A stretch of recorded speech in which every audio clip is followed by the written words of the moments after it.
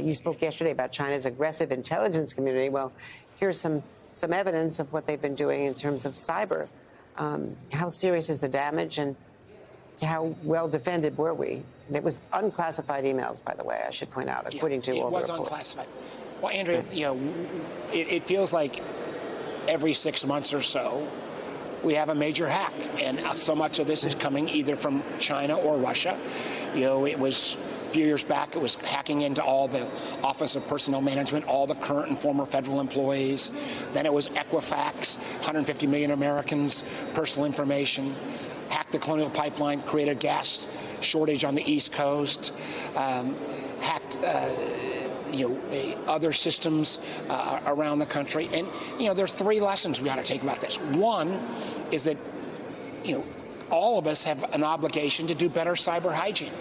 And that means, don't click on a link you don't know.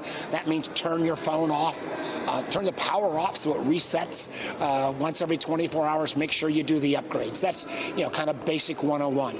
Two, we need to implement. We passed a bill that became law a year ago that said when the private sector is hacked, you got to tell the government. And Microsoft did that, not because we want to penalize somebody, because 85% of the infrastructure is in the private sector, and we need to share that, because if they find a vulnerability, we've got to warn other sectors in the private sector. And frankly, it's taken 5 years to implement this bill that passed the law a year ago. That's crazy. And third is, we got to realize, particularly China and Russia, but China is very, very aggressive on not only hacking into senior leadership, but they steal $500 billion a year of intellectual property. I think what Secretary Blinken, Secretary Yellen are trying to do, we got to engage with the Chinese government. There are things where you have to cooperate, but we do have to realize this is the Communist Party of China has a goal of trying to not only hurt our economy, but in many ways hack into all of our systems. And the timing of this is really suspicious or auspicious because it happened, we believe, after the balloon incident in February and before the May efforts to try to restart relations, where Secretary Blinken was getting ready to go, and they were obviously, I'm sure there were a lot of unclassified emails about these trips and planning.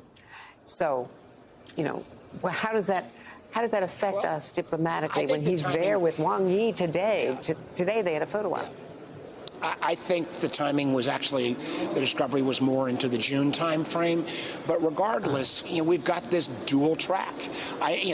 There are things like climate change. There are things like how we deal with those nations in the global south who are in huge needs of debt relief, that we got to find a way. This is the world's second largest economy. We got to find ways to work with them.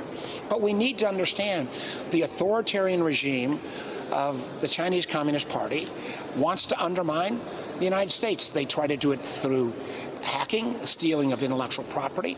I believe and have made the case that some of their technology applications like TikTok, they are collecting data on Americans. They don't even need to hack into somebody's file. They collect a lot of information. Tools like TikTok can be used for misinformation, disinformation. We just need to be conscious that this is a challenge. Now, listen, America spies as well. There are the nature of intelligence community is nation states spy on each other. China, though, is so aggressive in a whole series of these technology domains outside the normal realm of what's viewed as kind of classical spying, and they are, we've seen this in the wireless communications with their Huawei equipment provider, they are a worthy competitor and in some case adversaries in series of technology domains, and if they can gain more information from hacking our systems, they're going to do it. And let's turn to Moscow for a moment. A Russian general, Ivan Popov, says he was fired for telling the truth about the war in Ukraine with a message to the troops, I think on Telegram, which was verified by them, by parliament members there in the Duma, that he said, in the name of all of our fallen brothers in arms, I had no right to lie. Therefore, I've outlined all the troubling issues that exist today in the Army in terms of combat work and support. This is more evidence of dissent in the ranks, right? And do we know any more about Prigozhin either? Well, the Prigozhin issue of where and when or if he will turn up, I think we all need to stay tuned. But remember, Prigozhin, as he launched his effort to take on the Russian military leadership, he laid out in vivid detail how Putin's whole invasion was not based on facts, that Ukraine was never full of Nazis or fascists, that there had been no provocation. He told the truth. Now, what will long-term happen to Prigozhin is, I think, also a question. But clearly, it shows a Putin that is more and more removed. Nobody wants to tell him the truth about what's really happening on the ground. And I think we're seeing increasing instability in the senior Russian leadership after Prigozhin's activities. Just briefly, the president said today in Finland that we don't really know what's happened to Prigozhin, but that he would be careful if he were Prigozhin about what he eats or watch himself. Do we have good intelligence on the Kremlin? Listen, I am not going to talk about what kind of intelligence we have, what kind of visibility we have. I will tell you, of course, that we were not engaged, and let me reinforce that, in any of these efforts by Prigozhin or others.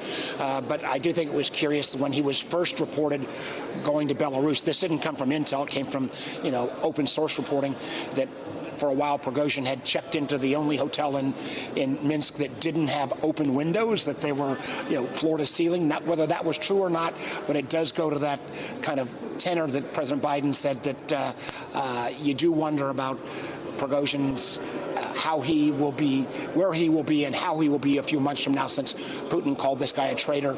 And by no means should we, somehow have overly sympathy for Prigozhin. Prigozhin was the guy that led the hacking into our 2016 elections with the so-called Internet Research Agency in St. Petersburg. He is under indictment in our country. So this is not a good guy either. He was willing to tell the truth about Putin's folly in Ukraine, though.